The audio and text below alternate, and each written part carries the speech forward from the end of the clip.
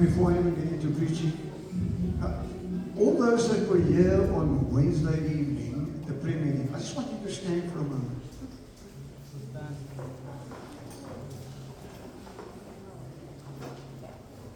There we go. There we go. We had a great turnout on Wednesday evening. And I want you to look at these folk. All those that are sitting, I want you to look at these folk. These are the people that have been praying for you this week. These people prayed for you. Give them a round of applause.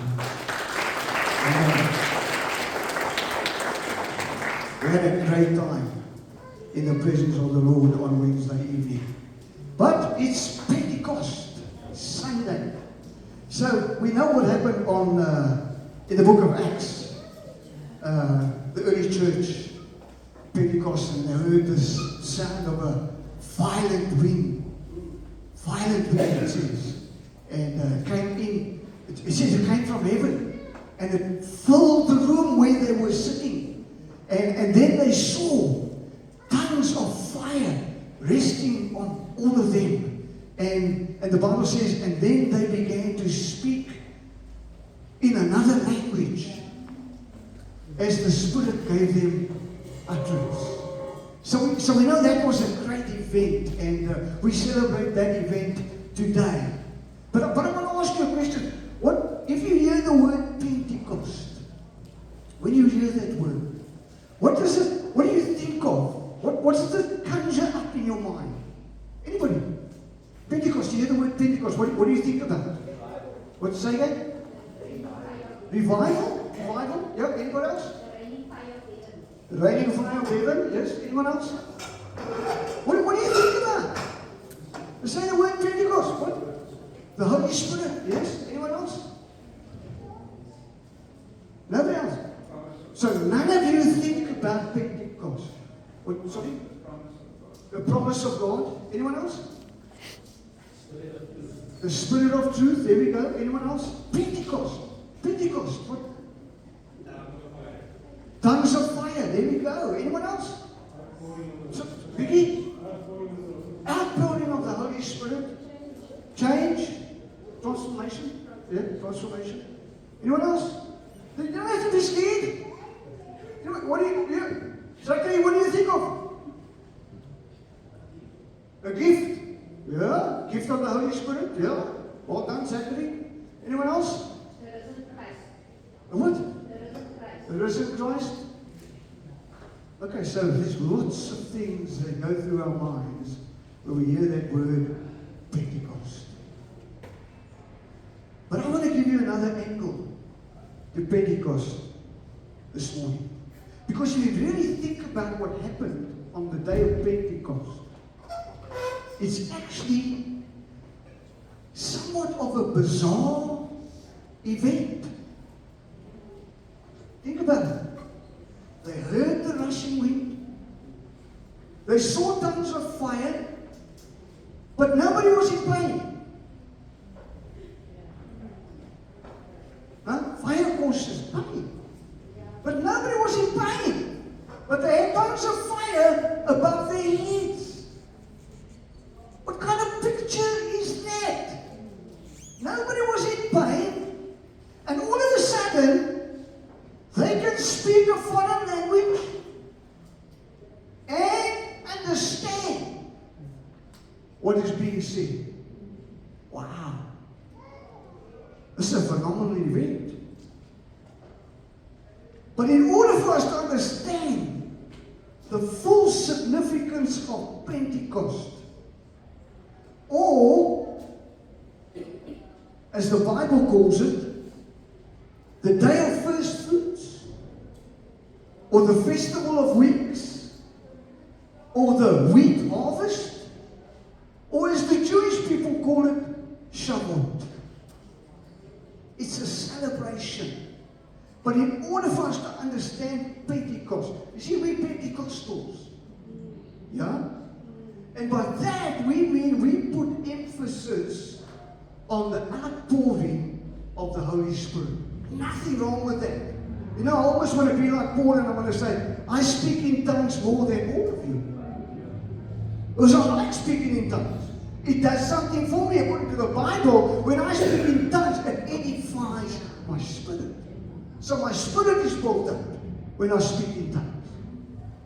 But there's much more to Pentecost than just the outpouring of the Holy Spirit and the speaking in tongues. Much more. And so I want you to go with me to the book of Leviticus this morning.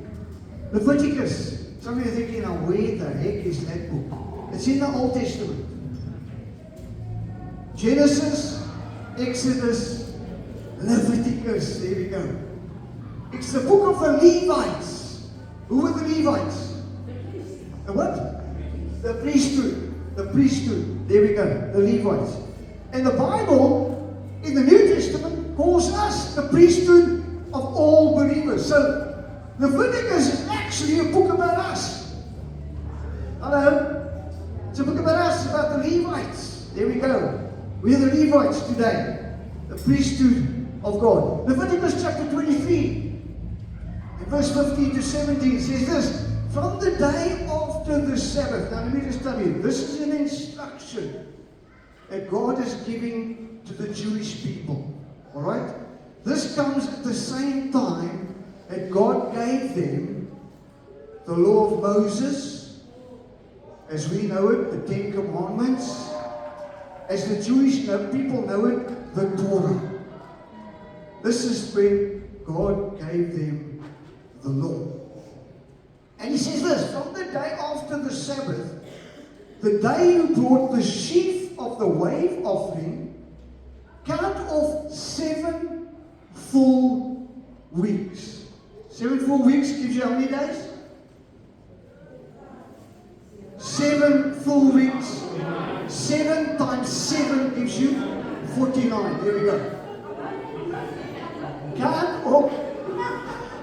See, you've got to be awake in this church, eh? Okay, so count off 7 full weeks. That's 49 days. Count off 50 days up to the day after the 7th Sabbath. And then present an offering of new grain to the Lord. From wherever you live, bring 2 loaves made of 2/10 of an ephah of fine flour, baked with yeast, as a wave offering of first fruits to the Lord. Now I want to say this to you. I'm going to teach you some stuff here this morning. If you've got a notebook, you're in the right place. You're going to take notes this morning. You're going to learn some stuff. If you don't have a notebook, I hope your brain is wide awake this morning so that you can take in what I'm going to share with you this morning. But it's another dimension to Pentecost. Okay? Maybe we could even say it's the Jewish version of Pentecost. So here we go. First of all, I want you to know that Pentecost is an annual holy day. They were told to keep this festival every single year. So it's like an anniversary. That's what it is. It's an anniversary of when God gave them these instructions. It's similar to what we celebrate when we celebrate our wedding day. If you're married, you will know that every year you celebrate an anniversary. And men, if you forget, you are in big trouble. You know that. Okay, so it's like an anniversary. It's like a birthday, having a birthday, celebrate a birthday, and some folk had birthdays. This week, Damien had a birthday, Maddie had a birthday. Who? Quentin, where are you, Quentin? Quentin's at the back there. Who else? Collis had a birthday. Roxanne had a birthday. And nobody invited me. It's okay.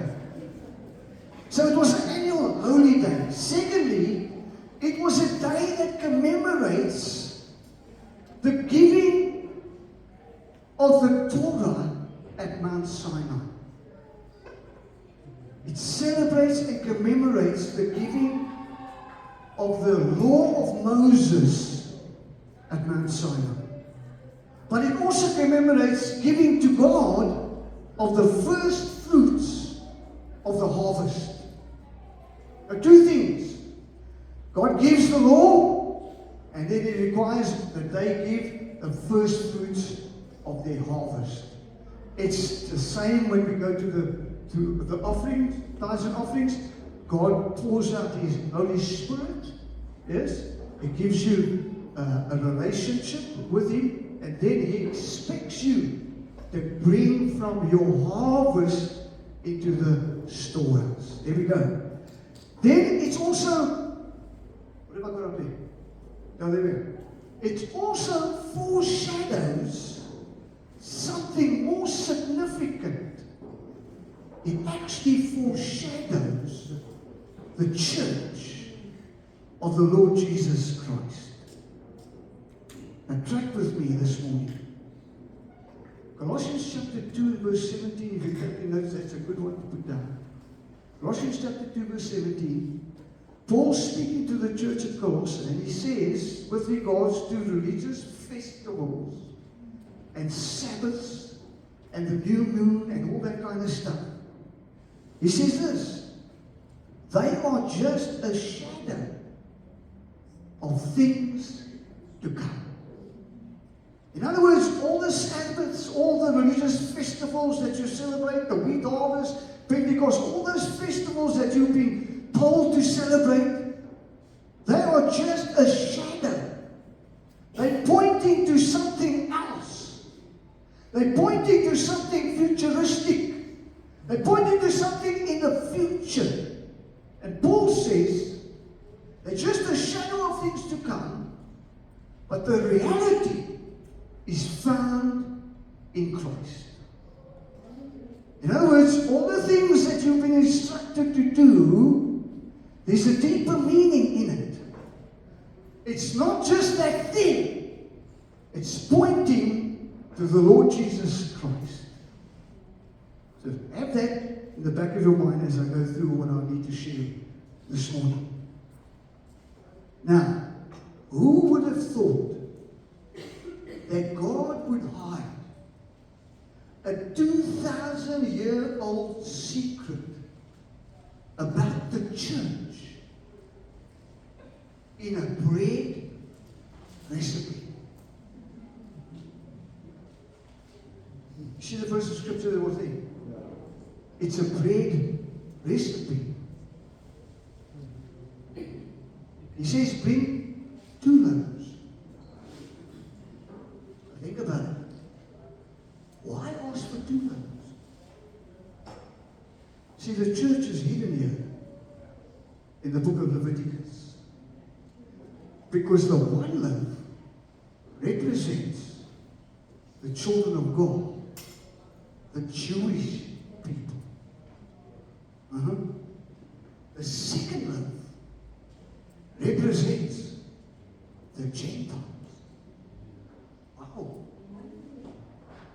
Right there, in a bread recipe, in the Old Testament, in the book of Leviticus. It reminds me of what Paul says. Paul says we have been chosen from before the foundation of the world. God always had Jews and Gentiles on His mind. That's why Paul could say the gospel is the good news of the kingdom. Yes? To the Jews first, then to the Greek, the Gentile. We have always been included in God's plan. Gee, I should have heard a loud hallelujah there already. But anyway, you'll catch it a little bit later maybe. But 2 loaves, they represent the Jews and the Gentiles. Because on the day of Pentecost, in the book of Acts, it described the birth of the church. That's what Pentecost is all about. It's about the birth of the church. And I wonder if Jesus wasn't alluding to this portion of scripture in Leviticus, when in Matthew chapter 15 and verse 26, a Canaanite woman comes to him and asks him to heal her child. And he says, is it right that I should give the bread that is for the children of God to another? Maybe he was alluding to this. I don't know.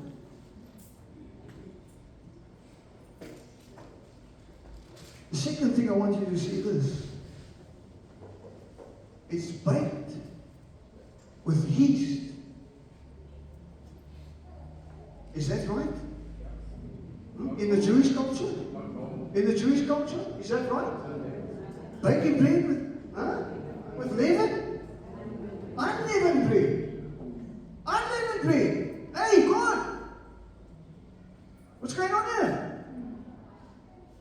Every other time you ask for a grain offering, it has to be unleavened bread. No yeast in it. Why this time?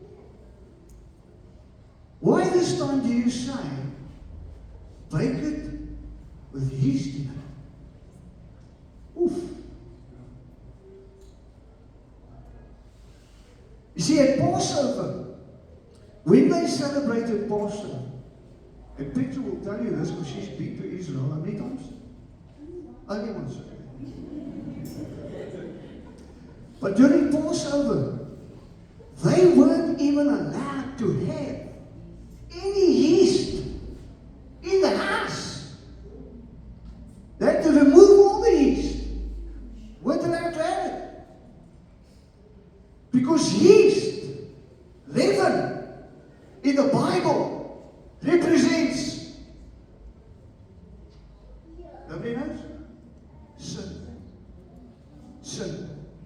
It represents sin. So when they brought a grain offering, it had to be unleavened bread. But here, he's asking for an offering baked with yeast. God, what's going on here? Why put yeast in now when yeast throughout the Bible speaks about sin? You see, with the yeast in it, it tells us that God accepts us, warts and all. Oh man, what a great God we serve! What a great God we serve! He says, come to me, man. You can come with your yeast. Because I have the ability, through my Holy Spirit, to transform you into something I want you to be. Oh, man. So at Pentecost, the Jews and the Gentiles were brought together as one in Christ. That's why Pentecost is known as the birth of the church of the Lord Jesus Christ, because the church of the Lord Jesus Christ includes Jews and Gentiles. Hallelujah, man! Wow, wake up this morning! This is good news! You can come with your leaven! You can come with your yeast! God is able to take you, and through the power of His Holy Spirit, He's able to transform you into something beautiful. You see, it's got nothing to do with you. It's got everything to do with Him. You can't get your own salvation. You can't work towards your own salvation. It doesn't matter what religious festival you follow. You can't do it. He's the only one that can do it. Oh, man.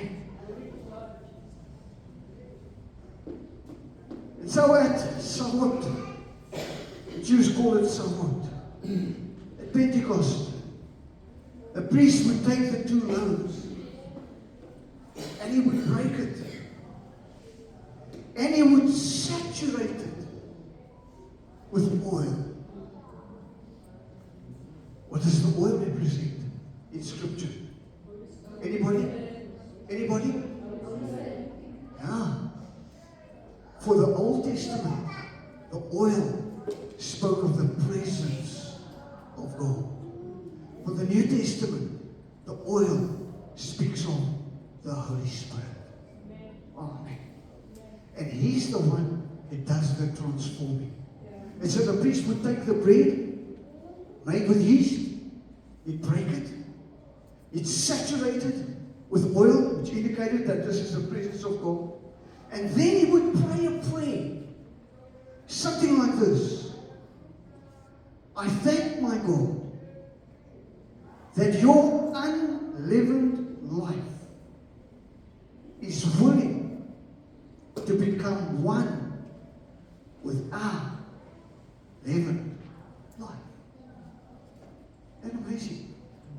That the Jewish people actually acknowledge that.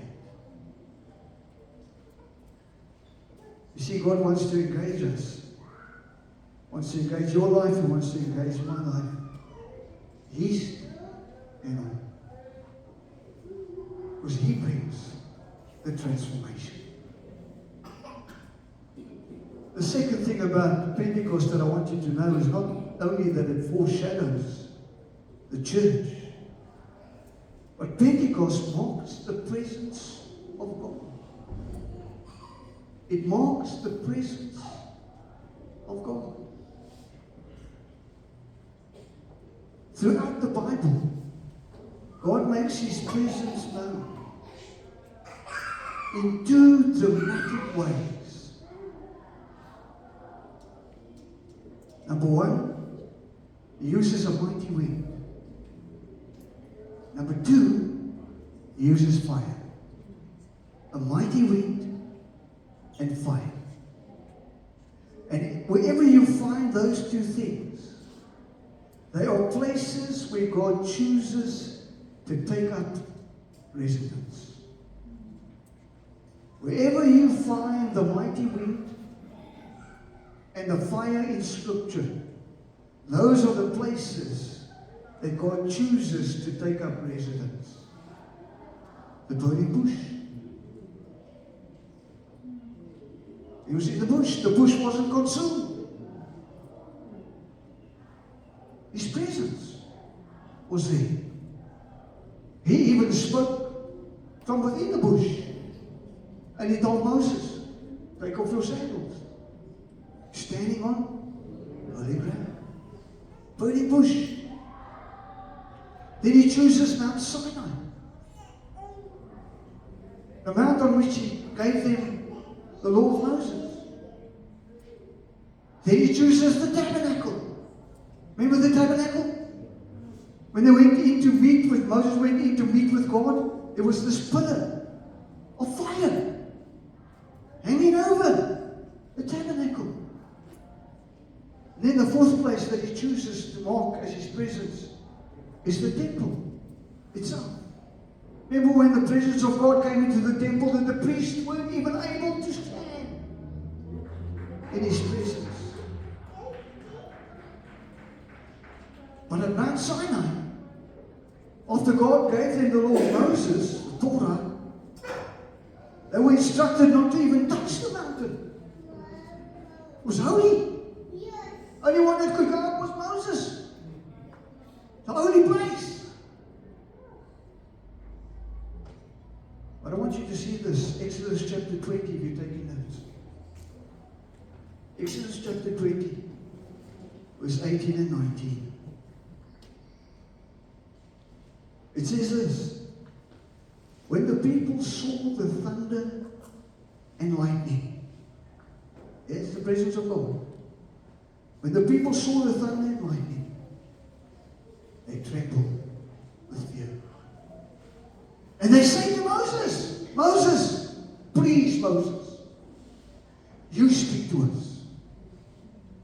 Don't let God speak to us. You speak to us and we will obey everything that you tell us. You see, they were so terrified of God. Now I want you to see this. So you got the scripture there. Read. When the people saw the thunder and lightning. Now, I want to ask you a question. Can you see thunder?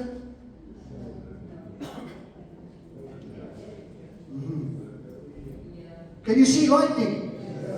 That you can see. But the scriptures say, Gregory, they saw. They saw thunder and lightning. That makes sense. Huh? It should have said they heard the thunder and they saw the lightning. But it didn't say that. Didn't say that. Because with that expression, they saw the thunder and the lightning, is a Hebrew word, kolei. I do my scriptures here. Kolei, which actually means voice in the fire. Burning bush. Fire. Voice comes from within the bush. Now, how do you explain this? They saw the thunder. You can't see some thunder. We know that. They saw the thunder and they saw the lightning. They saw something they couldn't understand. Check with me now. And the Talmud, which is the Jewish religious law book, explains it this way. Listen up now. The Talmud says that on that day, God proposed to the nation by using 70,000 tongues of fire. See, they didn't hear it. They saw it.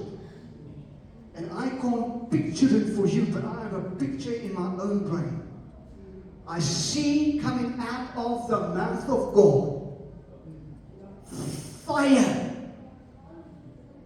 See, the Bible says He is a consuming.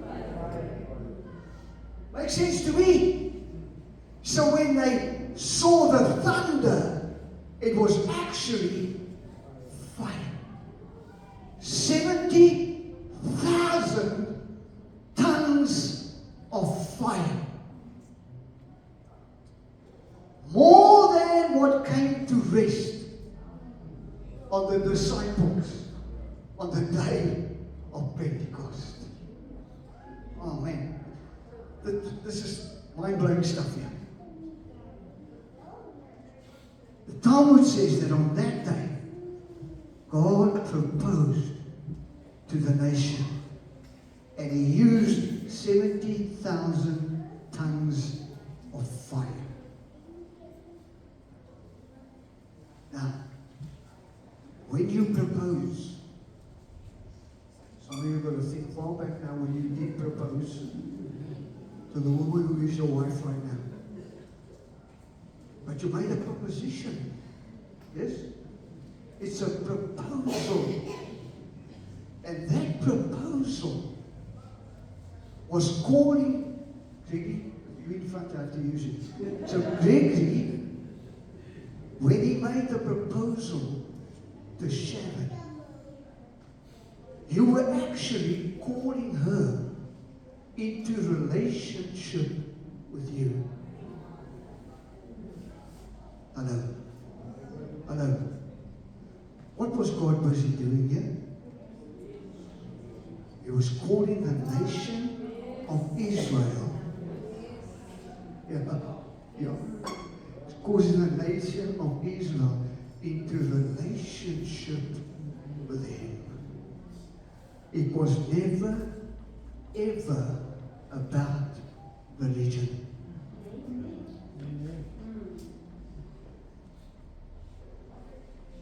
Never, ever.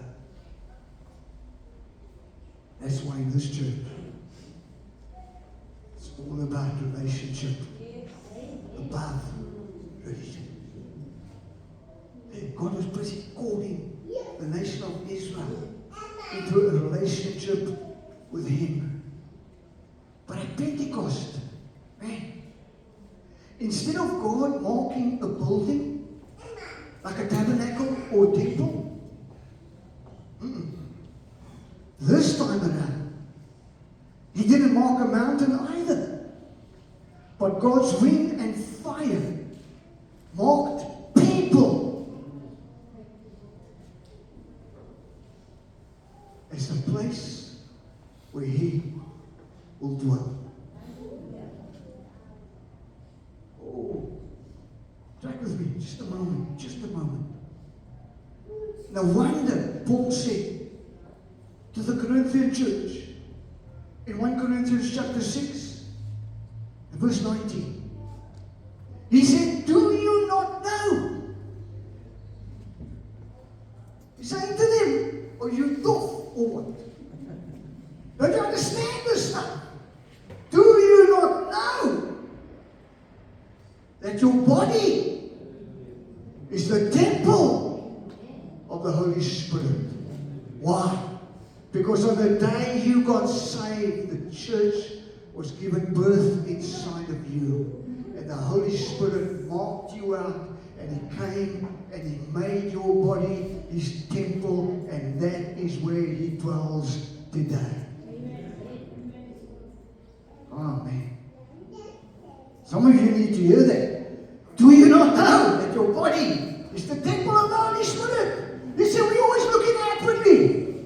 Come on, come on. We're always looking at, oh God, we need your anointing, we need your anointing. God is saying, it's there. It's there. Why are you asking me for it? It's there. I've taken up my place of residence. My presence is within you. That's why you can clearly say that you are a carrier of God's presence. You can take His presence wherever you go, because wherever you go, His presence is with you. It's not on the outside. No, it's on the inside. See, Jesus made the promise, I'll send you the Holy Spirit. He'll be the comforter, the Paracletos. He'll come and walk alongside you. But a little bit later on, guess what happens? He comes to live on the inside. Stop asking for the anointing. Stop asking for the Holy Spirit. Walk in the anointing. Walk in the Holy Spirit. He's already there. Don't be tough. Don't you know?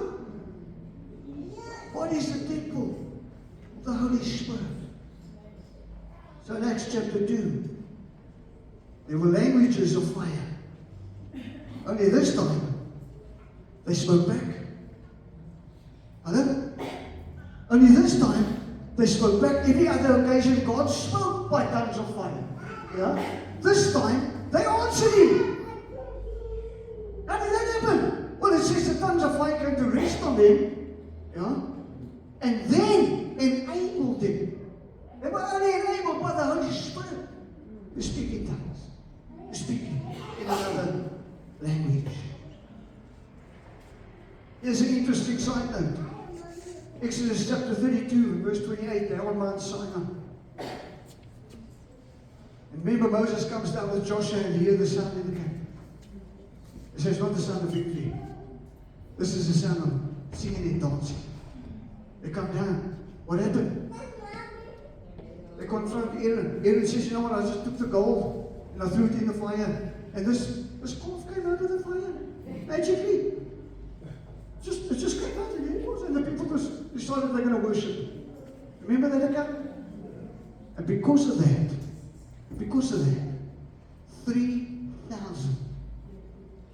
3,000 people lose their lives. Go read it. It's right there. 3,000 people lose their lives on that day of Pentecost. Suffered. Yes? Fast forward, Acts chapter 2. Day of Pentecost.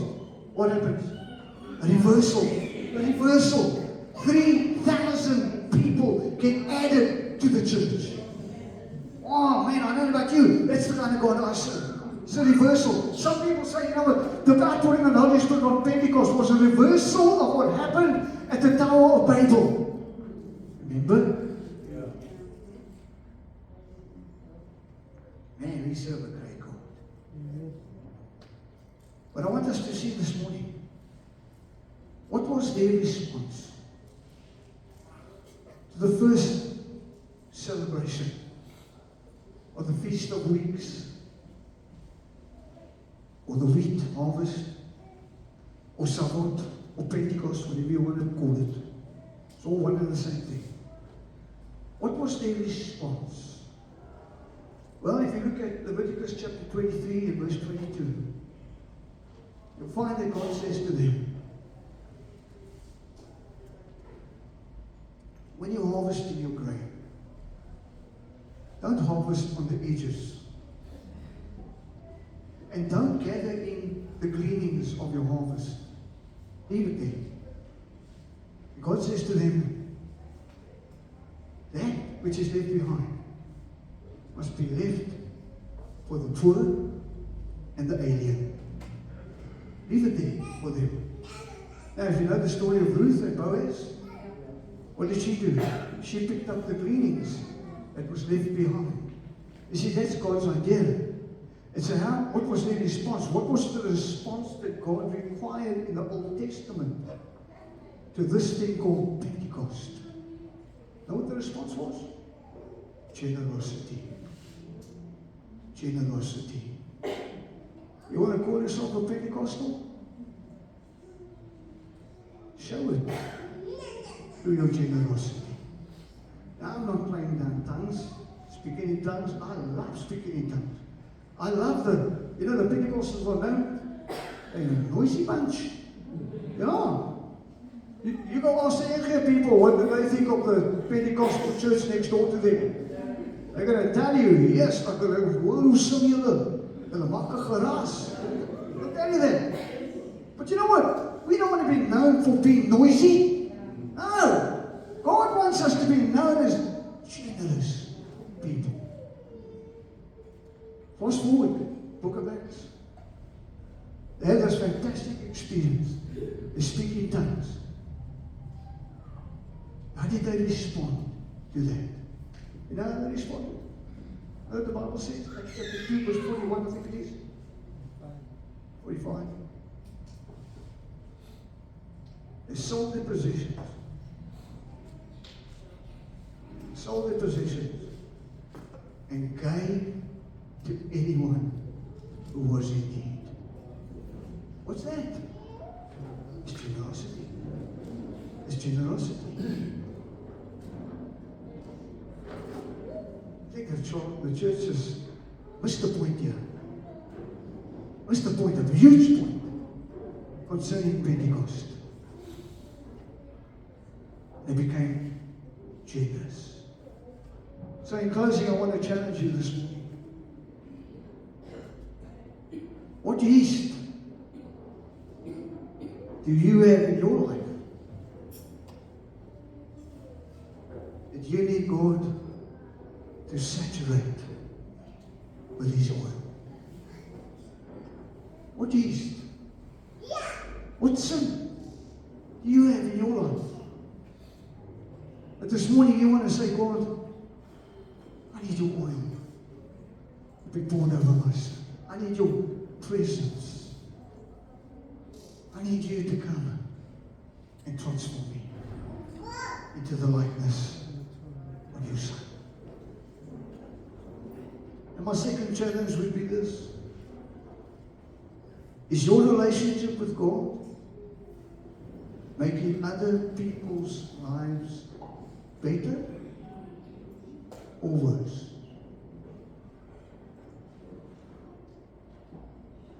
See, we can come here on a Sunday morning. We can raise our hands. We can shout the loudest. We can sing from the innermost part of our being. But what are you like when you go out those doors? How do you treat people? How do you treat your family? You join me. How do you treat your friends? How do you treat the taxi driver when he cuts in on you?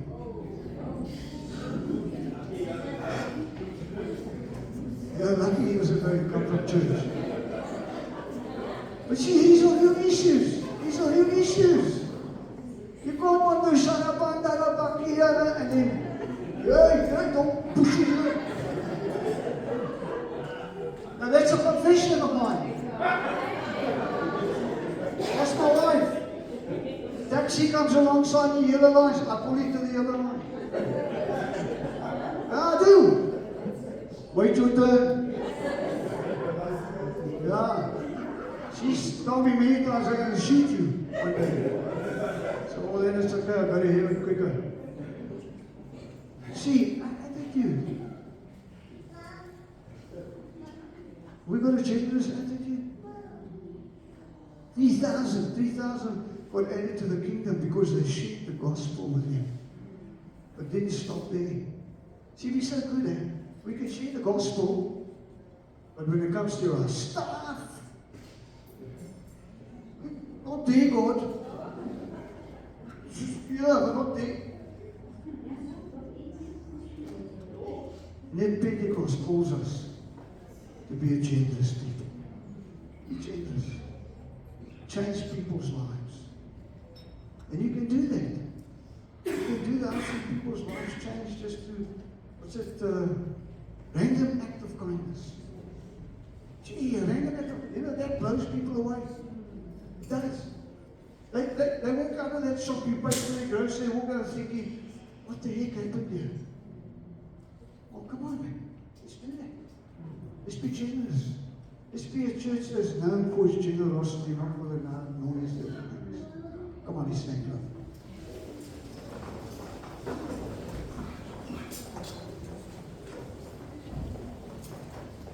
You learned something this morning?